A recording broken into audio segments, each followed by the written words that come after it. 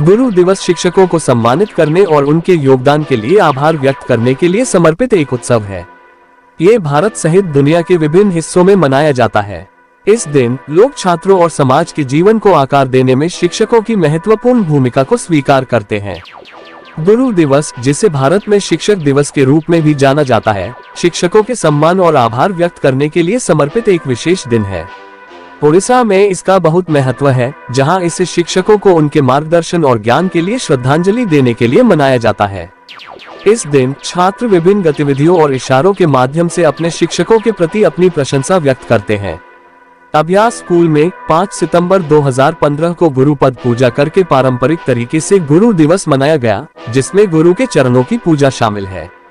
यह विद्यार्थी के जीवन में गुरु के महत्व और भारतीय संस्कृति में उनके